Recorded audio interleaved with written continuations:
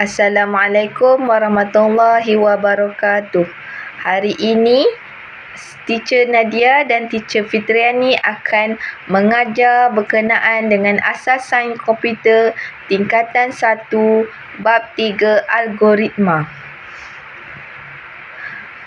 Antaranya yang terdapat dalam pembelajaran hari ini ialah pembangunan algoritma, perkara penting semasa menulis algoritma, carta alir, pseudokod, carta alir dan pseudokod yang melibatkan struktur kawalan pilihan.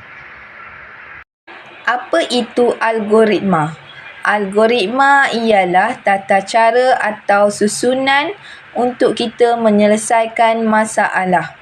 Setiap masalah boleh diselesaikan dengan melaksanakan satu siri tindakan mengikut urutan yang tertentu. Itulah yang dinamakan sebagai pembangunan algoritma. Algoritma ini juga dikatakan sebagai tata cara yang menyatakan tindakan-tindakan untuk menyelesaikan sesuatu masalah dan juga sebagai pengatur caraan komputer menyatakan dengan jelas urutan langkah atau tindakan yang perlu dilaksanakan oleh komputer itu sendiri agar dapat memperoleh output yang diingini. Teacher ingin memberikan satu situasi yang menunjukkan algoritma, iaitu langkah-langkah dalam menyelesaikan masalah. Contohnya, langkah pertama, semak sama ada plug dipalam ke dalam soket.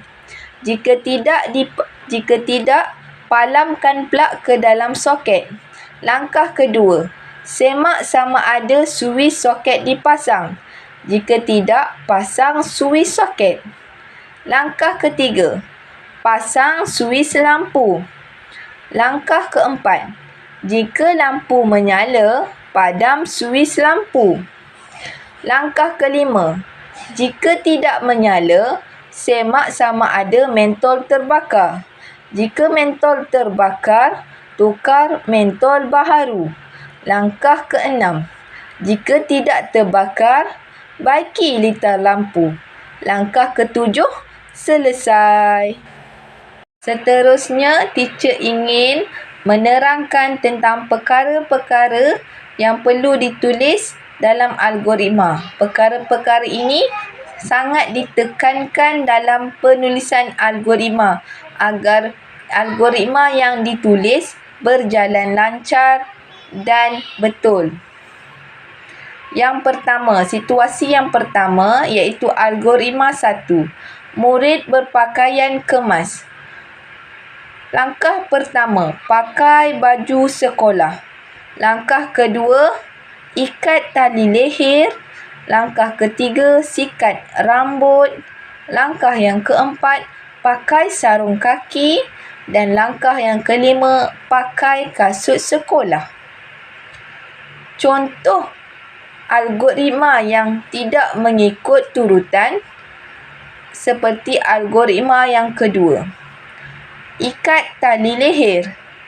Langkah kedua, pakai baju sekolah.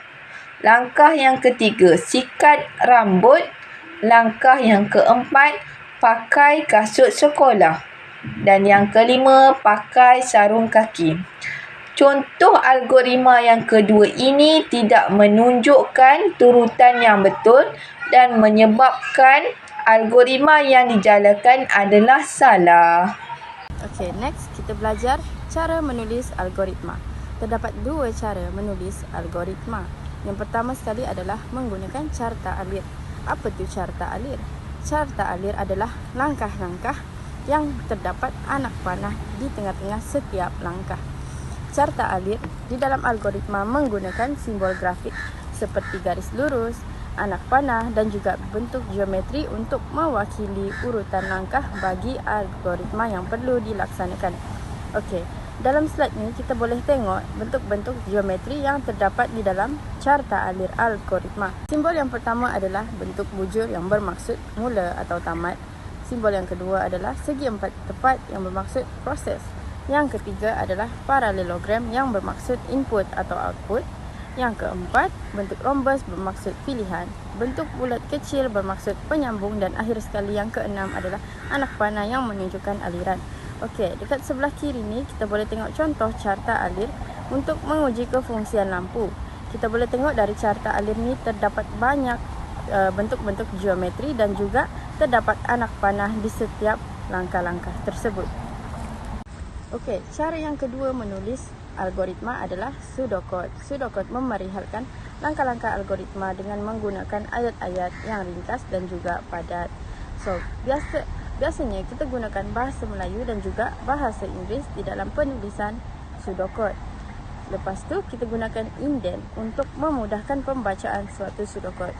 Tengok sebelah kiri ni adalah contoh pseudocode bagi menguji kefungsian lampu. Okey, apa itu indent?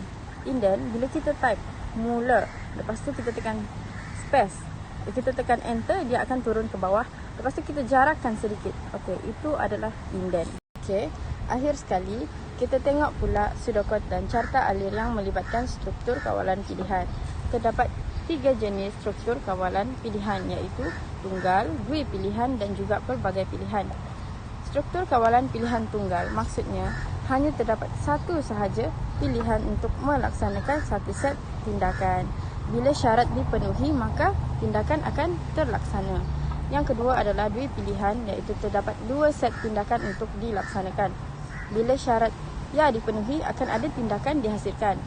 Tapi bila jawapannya adalah tidak, masih ada tindakan yang akan dilaksanakan. Dan yang terakhir, yang ketiga adalah struktur kawalan pelbagai pilihan. Terdapat 2 atau lebih set tindakan yang akan dilaksanakan. Set tindakan yang dilaksanakan bergantung kepada pilihan syarat yang didapati benar. Okey, itu saja dari Teacher Fitriani dan Teacher Nadia. Jumpa lagi.